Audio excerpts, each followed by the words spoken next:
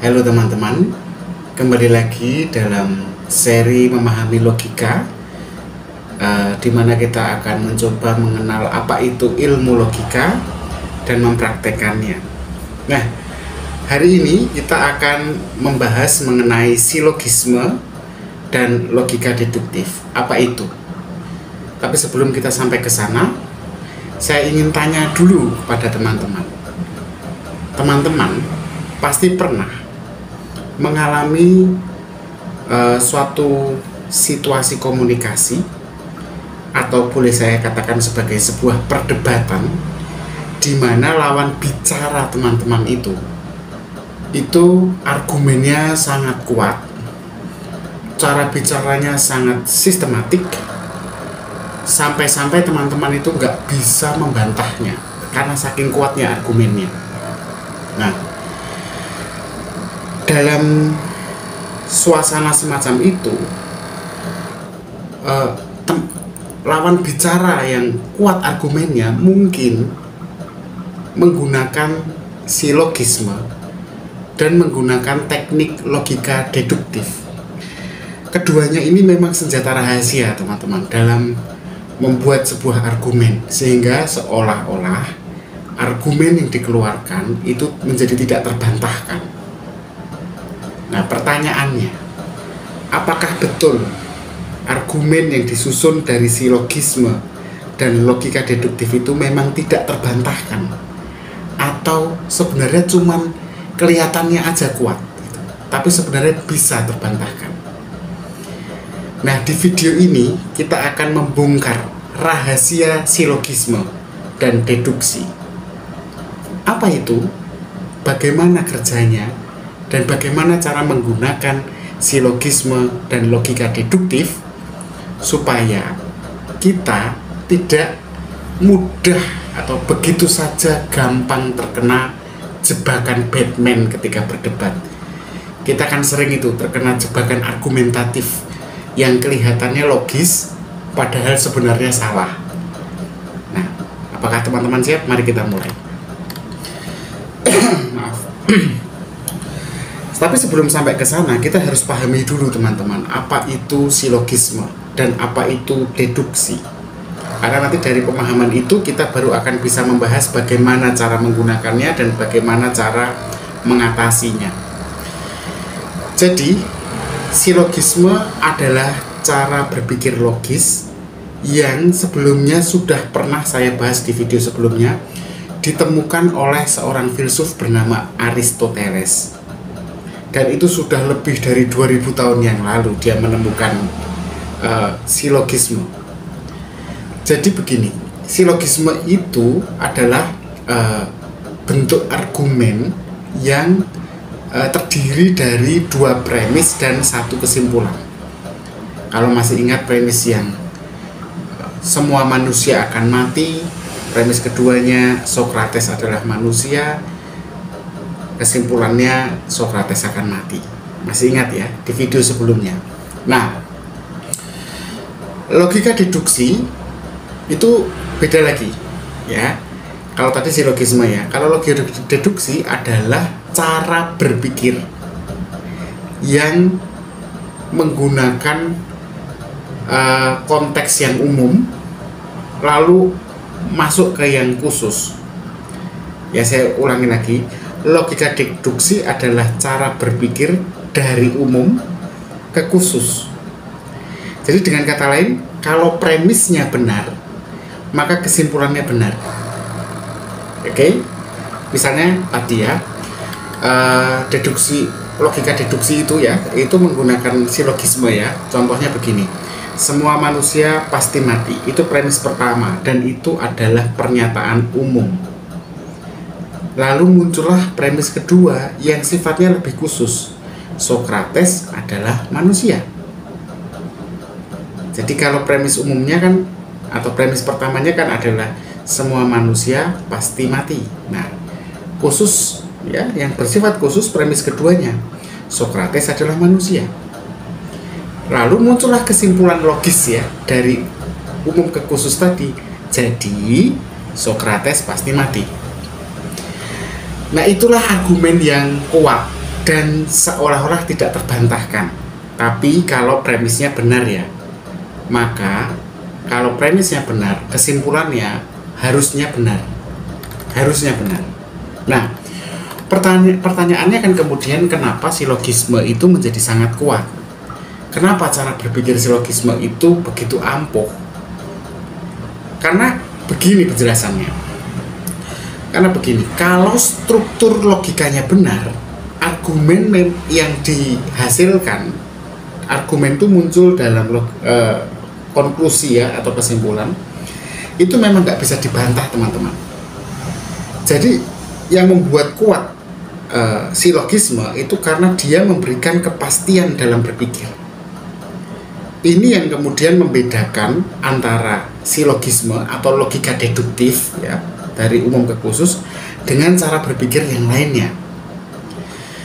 Jadi deduksi itu memungkinkan kita untuk menyusun argumen itu kokoh, dan itu akan dalam obrolan, dalam perdebatan, dalam tulisan akademik, dalam strategi bisnis misalnya, itu menggunakan deduksi ya, atau logika deduktif atau silogisme itu memang memungkinkan kita menjadi sangat kokoh argumennya. Makanya teman-teman, cara deduktif ini tadi atau silogisme itu kerap kali digunakan dalam bidang hukum atau dalam disiplin misalnya matematika dan tentu saja filsafat. Tujuannya apalagi kalau bukan untuk membangun argumen yang solid gitu. Tapi hati-hati sekali, hati-hati, karena ini mulai kita sampai ke pembahasan silogisme itu tidak semuanya valid. Silogisme tidak semuanya valid. Ada yang kelihatannya logis memang, tapi sebenarnya menyesatkan. Contohnya apa? Begini contohnya. Semua kucing adalah mamalia. Itu premis pertama ya. Benar kan premis pertamanya? Semua kucing adalah mamalia, hewan menyusui. Itu premis pertama yang sifatnya umum. Lalu premis keduanya, semua anjing adalah mamalia. Premis kedua, ini premis keduanya benar kan? Semua kucing adalah mamalia, benar kan? Semua anjing adalah mamalia, premis keduanya. Kesimpulannya lalu jadi semua anjing adalah kucing. Wait, tunggu dulu. Kok bisa begitu? Kok semua anjing adalah kucing? Kita ulangi lagi. Semua kucing adalah mamalia. Semua anjing adalah mamalia. Berarti semua anjing adalah kucing. Ini jelas salah. Salahnya di mana? Karena hubungan antara, jadi premisnya benar, tapi hubungan antara premis 1 dan premis 2-nya nggak valid. Semua kucing adalah mamalia. Ya. Semua anjing adalah mamalia. Ini kan sifatnya umum, nggak ada yang khusus. Betul nggak? Artinya ini kan premis antara premis pertama ke premis kedua ini hubungannya nggak begini dong. Seharusnya kan semua kucing adalah mamalia.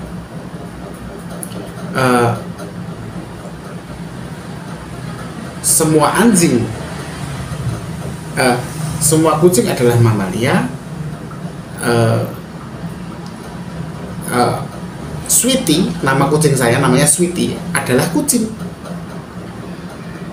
Sweetie adalah kucing, jadi Sweetie adalah mamalia. Harusnya kan gitu.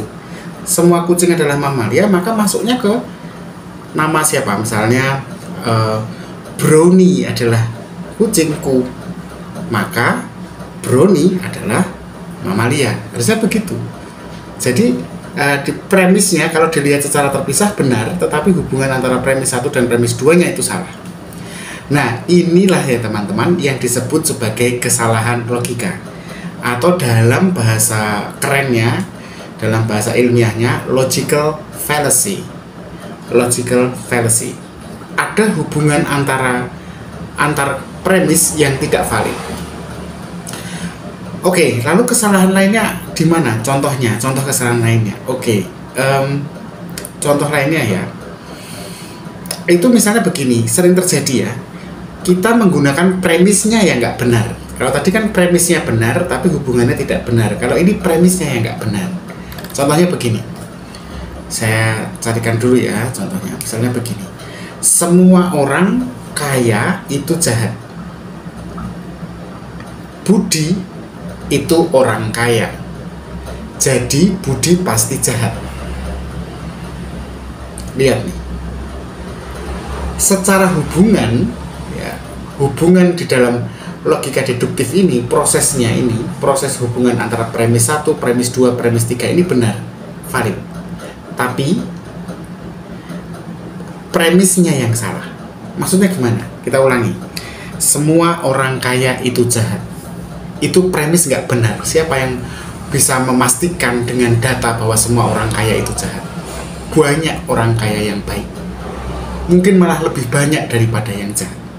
Sudah nggak benar. Budi itu orang kaya. Nah, kalau ini bisa jadi premisnya benar. Jadi Budi pasti jahat. Nah, karena yang pertama tadi, premis yang umumnya tadi itu salah, maka kesimpulannya jadi nggak logis tuh. Siapa bilang Budi pasti jahat?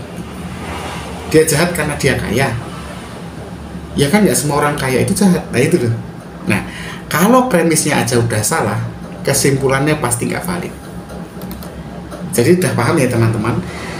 Ketidakvalidan dari silogisme atau gaya metode berpikir deduktif ini adalah pastikan bahwa hubungan antara premisnya benar dari umum ke khusus, bukan umum ke umum lagi.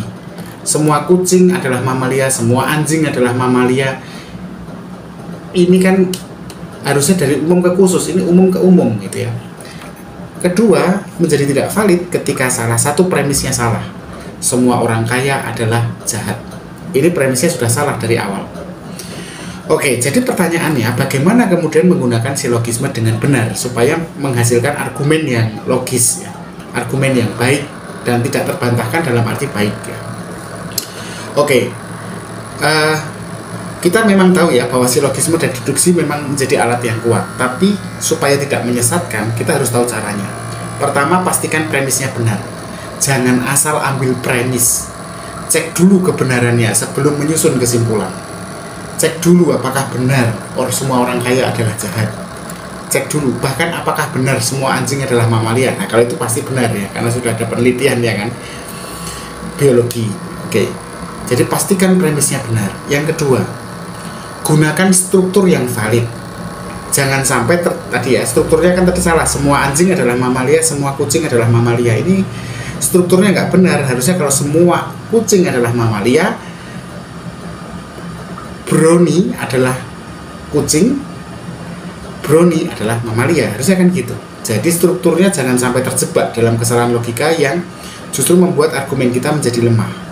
Kemudian yang ketiga, latih diri teman-teman untuk banyak berpikir logis. Karena makin sering kita menggunakan silogisme dalam kehidupan sehari-hari dan memeriksanya apakah itu logis atau tidak, makin mudah kita mengenali argumen yang kuat dan membongkar argumen yang lemah. Nah, jadi itulah teman-teman silogisme dan deduksi. Keduanya adalah alat berpikir yang luar biasa, tapi harus digunakan dengan hati-hati. Kita juga bisa menggunakannya untuk membangun argumen yang memang tidak terbantahkan sepanjang itu adalah argumen yang baik. Tapi juga kalau nggak hati-hati kita terjebak dalam logika yang menyesatkan. Nah, nanti di video selanjutnya kita akan membahas yang lebih menarik lagi, yaitu mengenai logical fallacy atau kesalahan logika yang memang sering kita lakukan.